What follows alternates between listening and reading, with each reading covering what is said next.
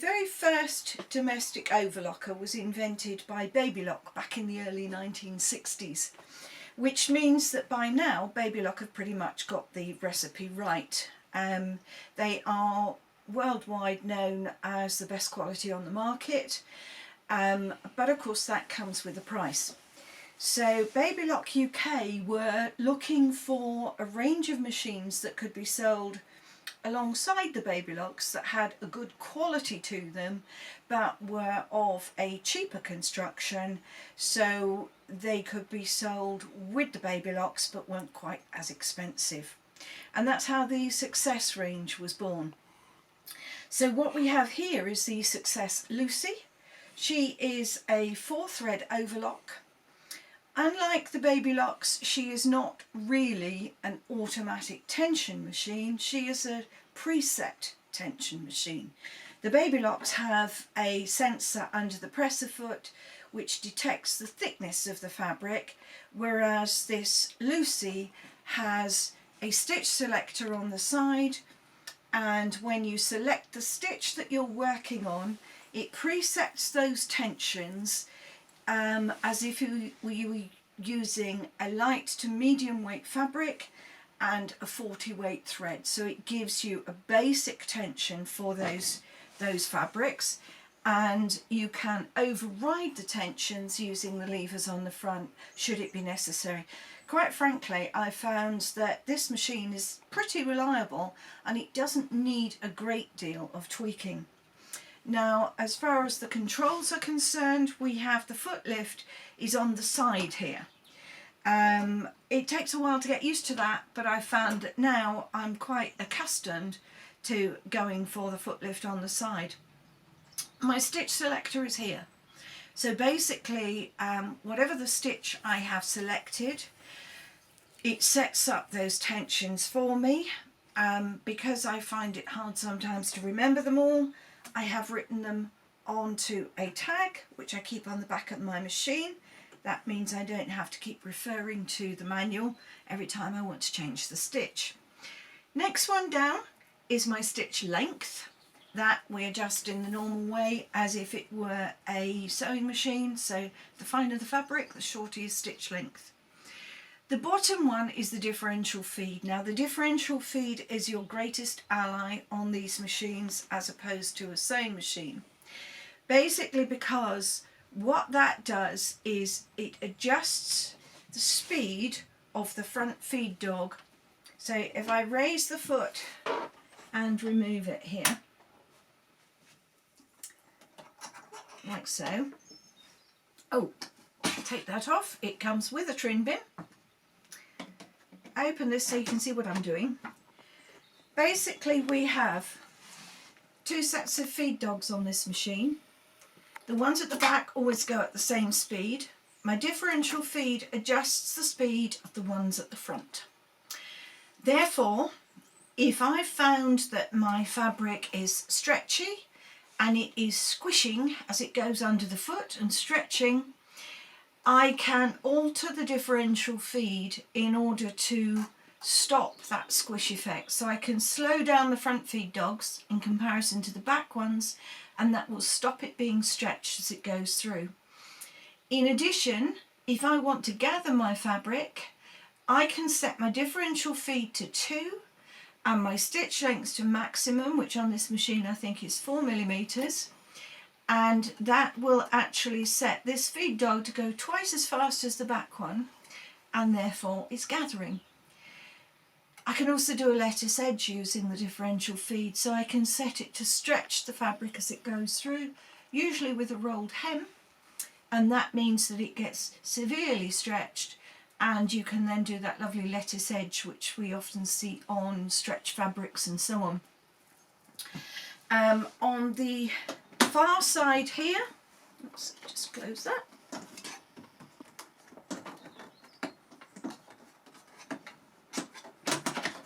Thank you. On the far side here I have, and I have to say this very, very slowly and carefully, the presser foot pressure. That's one of those phrases I struggle to say sometimes. That allows me, if I'm working on a really thick fabric That allows me to take the pressure off of the foot, so it will give the thicker fabrics more space to go through underneath. I only ever adjust that when I'm using something like a thick fleece. And the other advantage on here is that it is calibrated, so it means that I can reset it to the same setting. If I've gone back to use the same fabric a few weeks later, I can reset that.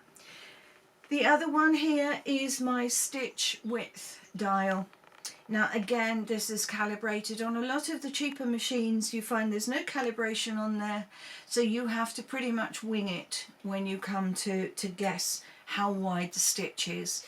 But fortunately on here, because it's calibrated, once again, if I'm going back to using the same fabric a week or so later, I can reset it to the same settings. There are quite a few optional extra feet that you can get for this machine. So if you're not using the basic one, we have this one. This is the tape guide. Now the tape guide has a screw on the front here, and you can adjust that in order to keep tape or elastic or ribbon exactly in place. I use it quite a lot for stitching lace on and so on. The next one here is the elastic foot. Now the elastic foot allows you to put elastic through the rollers on it. There's a screw on the top here. You can tighten that screw, and basically the tighter that screw goes, the tighter your underwear becomes. Here is the blind hem foot. Now that has a really sturdy guide along the side here.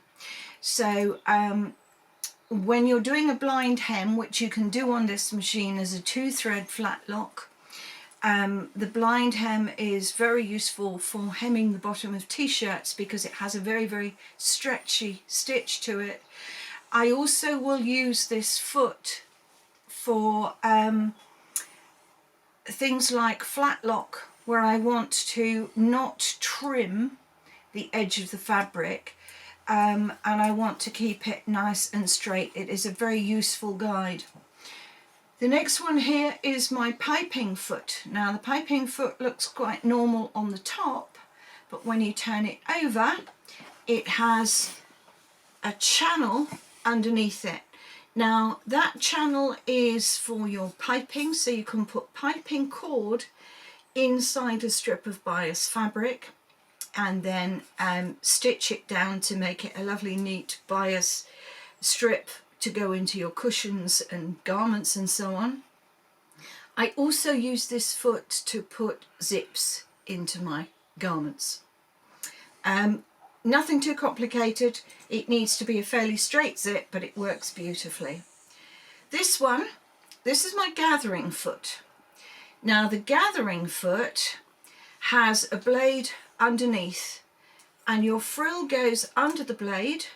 We use the differential feed to gather that frill, but the main part of your garment, the main fabric, goes through the foot, so you can then gather the frill onto the garment all in one go.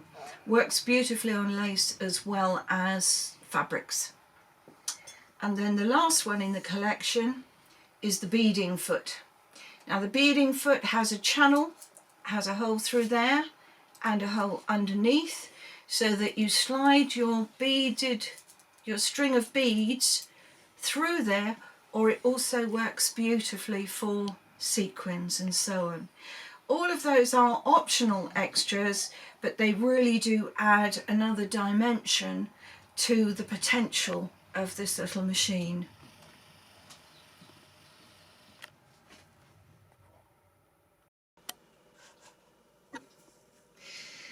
One thing that a lot of people miss when they first open up their overlockers is the fact that the tension mast has little holes in each segment, and you need to twist the mast in order for the clip to clip into that segment.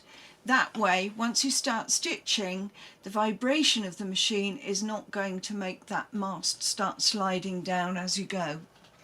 Now, all overlockers need to be threaded upper looper first. That's the third one from the left. The reason being, the upper looper is the one at the back.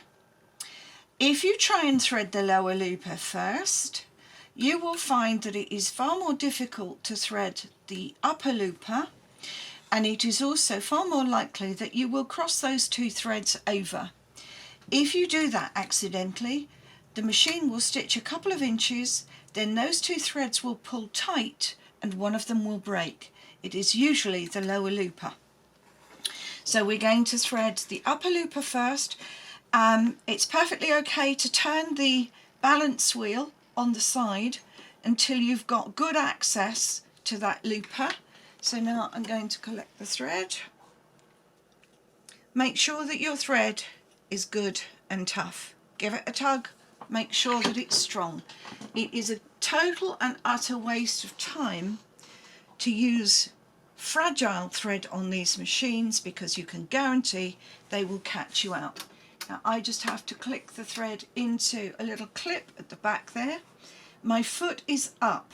That is imperative when you are threading an overlocker, that the foot must be up, because that then opens those tension discs and it means that the thread can get between them. Once I've got it down that first channel, I then give it a tug top and bottom to make absolutely certain that the thread is between the tension discs. Tweezers. I never thread without a pair of tweezers, and it is highly important that you get a really good set, and those tweezers need to meet from tip to elbow.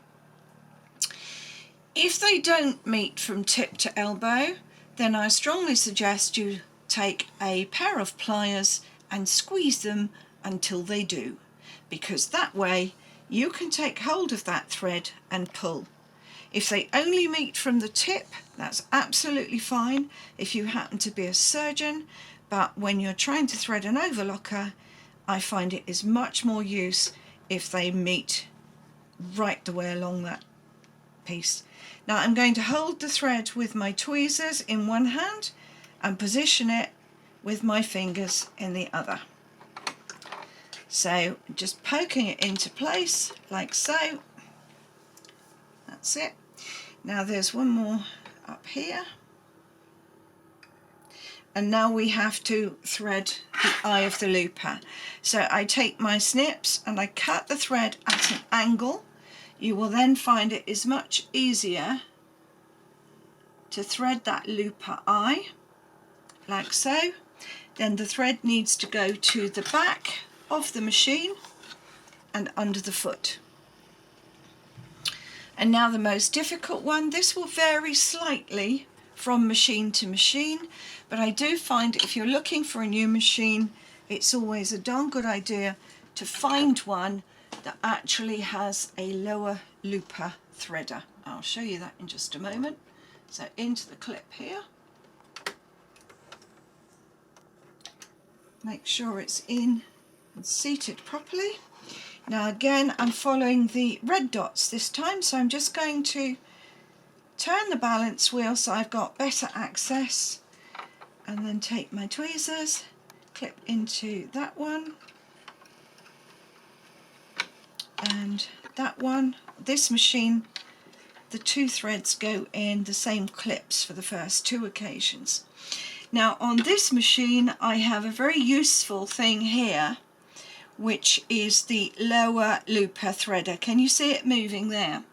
Because the lower looper, which is this beastie, has to be threaded at the business end and at the opposite end.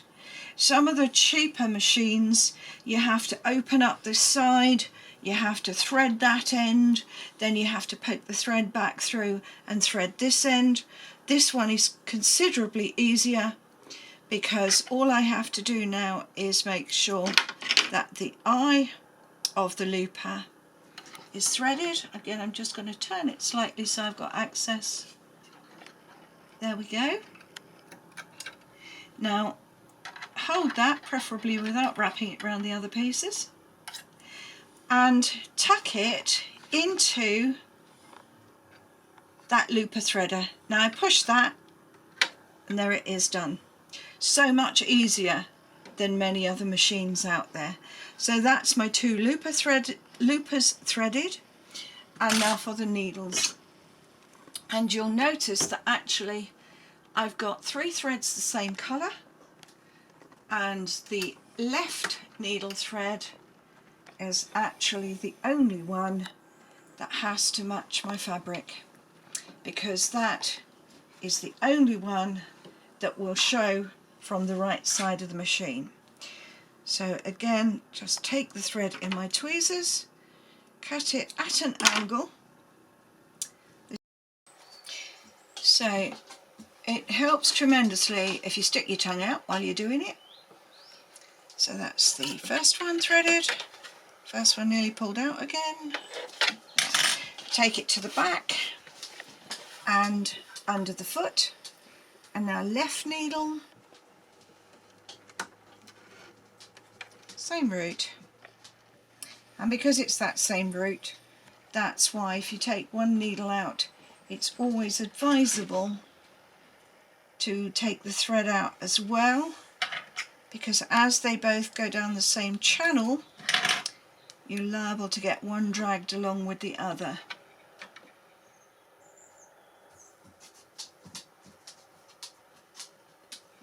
There we go.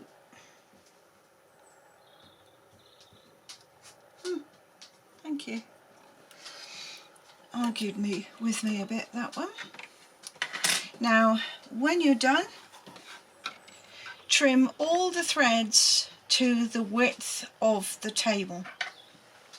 If you cut those too short, because the needle threads go down and wrap themselves around the lower looper, if those threads are too short, the needles will unthread themselves almost instantly.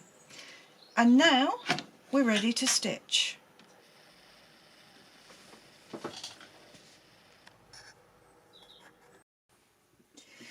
So I've set the machine up for a 4-thread overlock. So my stitch selector is on A, my stitch length and differential feed are both on N, as is my stitch width and also the presser foot pressure. Everything is set on N. So we're about to see what the basic settings are. Let me just turn that and make sure that it's all level here. I've got a fairly lightweight piece of cotton here, so we'll see how that plays out.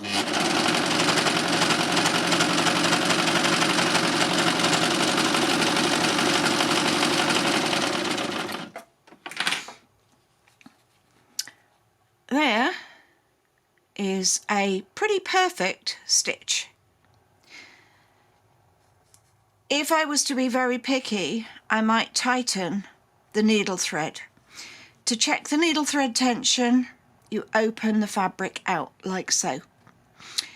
I can see a little bit of those threads, so I would tighten both needle threads very slightly to eliminate that.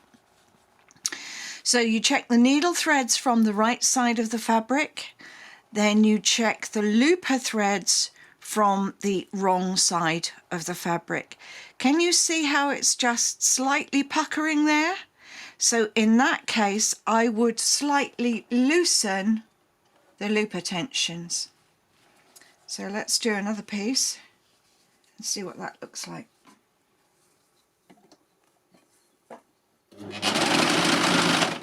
Always make sure that you trim off a little bit of the fabric. You've gone to the trouble of setting all the tensions up for that fabric. If you then don't cut some of the fabric off, you're relying totally on your own steering.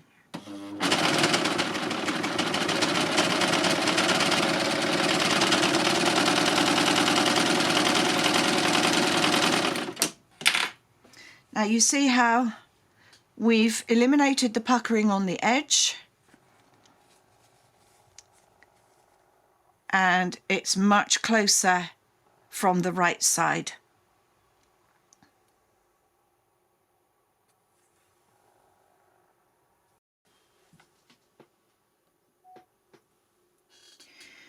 This time I'm going to reset the tension, so to do that I just turn it to B and then back again to A. Everything else stays the same. This time I'm going to try those same built-in settings with some sweatshirt fabric. You'll notice when I start stitching, and this is particularly important if you're learning to use an overlocker, rather than keep lifting and lowering the foot, just raise the toe using your thumb. That way you don't run the risk of stitching with the foot up, because most of these machines will actually stitch with the foot up, and if you try that you'll find that all the stitches gather together and make a nasty mess.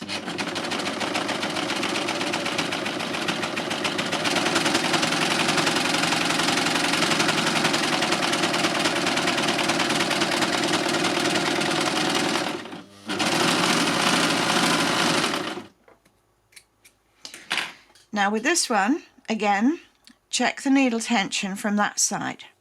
Spot on, that's fine. The loopers, however, are slightly loose. Can you see how they are hanging off the edge of the fabric? Incidentally, if you can see both needle lines, there is, let me point with some tweezers. The left needle is the one that holds the threads in place at the edge. The right needle is this one here. So if you can see both needle lines, you are looking at the upper looper. If you can't see both needle lines, then you're looking at the lower looper. So I'm just going to tighten the looper tensions very slightly, and then we'll try that again.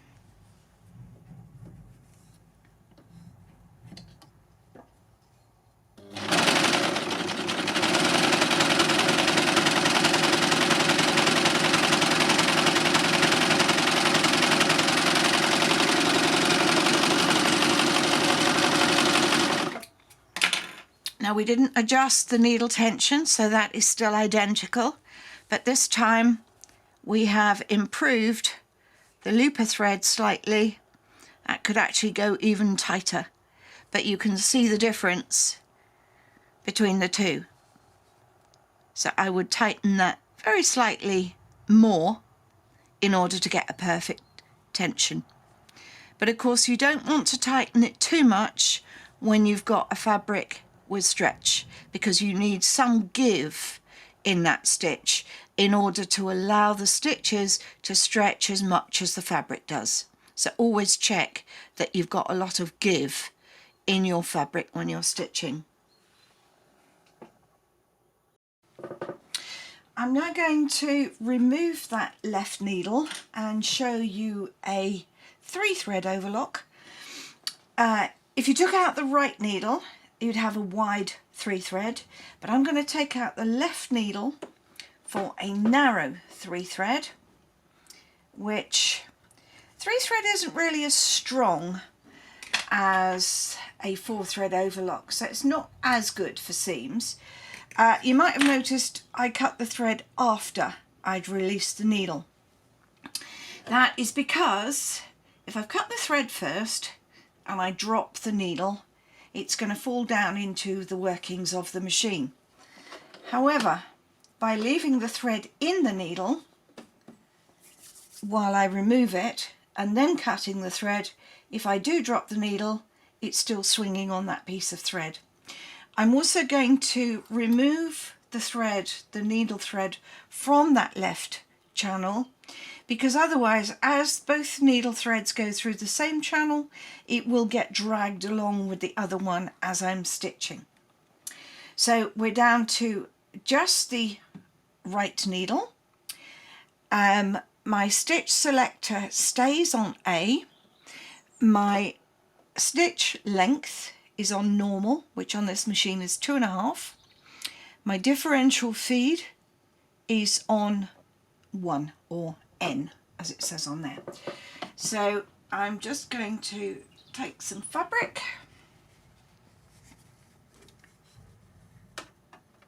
lower the foot,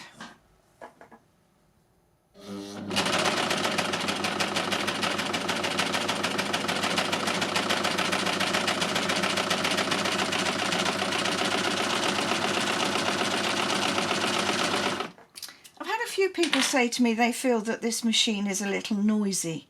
To be honest, for the price that it sells at, I don't think a little bit of extra noise can really be a nuisance when you see it produce such a lovely stitch without having to mess around with tensions. Now to check, I open it out. That is pretty good. It's neither puckering nor gaping, so that needle thread tension is fine. And then if you look at the looper tension, that's absolutely fine too. The snake-like one is the upper looper, and the V-shaped one is the lower looper. If you're in doubt as to what you're looking at, a V is for the lower looper, squiggly one, the upper looper. Now the other time I will often use this stitch is as an edging stitch. All I do is to reduce that stitch length to around 1 and leave everything else the same. And I just use it as a hem stitch. Just going to see what it looks like before I alter the stitch length anymore.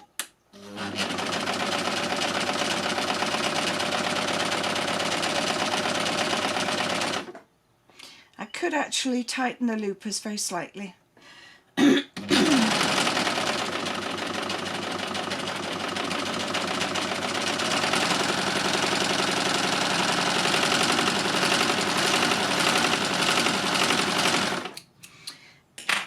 If you don't want a hem that is going to be bulky on the bottom of a piece of draped fabric, maybe something like lining fabric and so on, that, particularly if you put woolly nylon through the loopers, that makes a really lovely hem edge without affecting the drape of your fabric.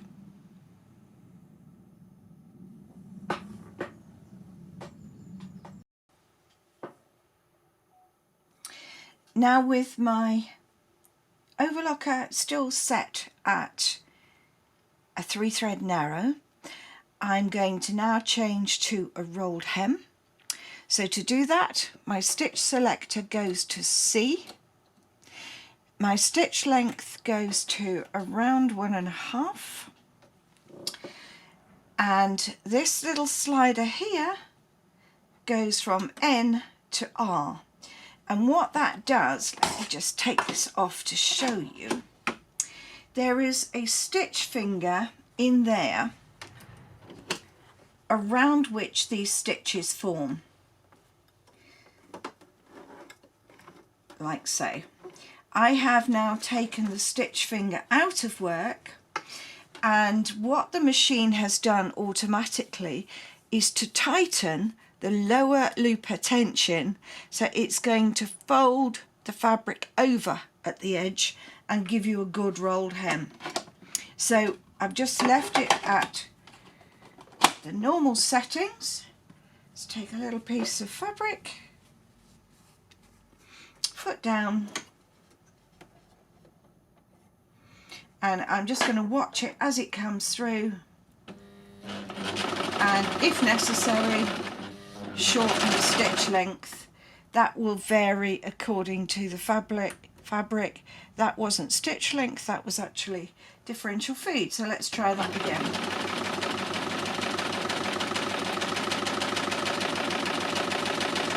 I'm just going down one click at a time until I can see a nice stitch appearing.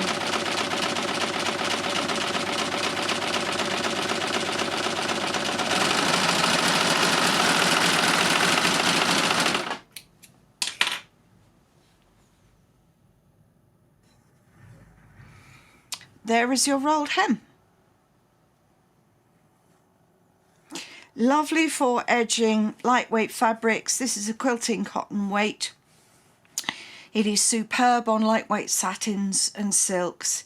If you have any problems with the fabric poking through, if you get little pokey bits on your rolled hem, then I strongly recommend that you use something like a woolly nylon in the upper looper only, and that will then, as it takes the tension off of the thread opens out and covers any little pokey bits and makes the whole thing look lovely and even. I use woolly nylon a great deal for my rolled hems. So basically that was a very quick demonstration of the Lucie. It will also go down to a 2-thread overlock, and I use a 2-thread for things like a picot stitch, very pretty stitch, extremely lightweight for chiffons and organzas and so on. Oh, and I'll show you a flat lock as well. So now I'm going to show you a flat lock on this machine. This is a 3-thread flat lock. So first of all, I'm going to put the stitch finger back into work. So I've put that back to the N setting. The flat lock setting on this pre-tension machine is F. So I set that to the F. I'm going to put my stitch length to around 2.5 millimeters. Differential feed stays on N. And now I'm going to put 2 pieces of stretch fabric together, wrong sides facing. I could, of course, if I wished, put some decorative thread through the upper looper, because it's the upper looper that's going to show on the right side of the fabric. And this is a stitch where you actually want those loops hanging off the edge of the fabric. You'll see why in a minute.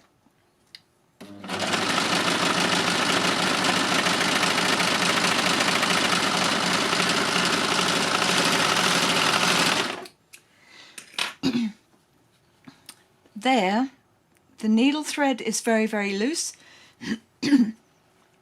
So that allows you to open that out and gives a very lovely flat lock,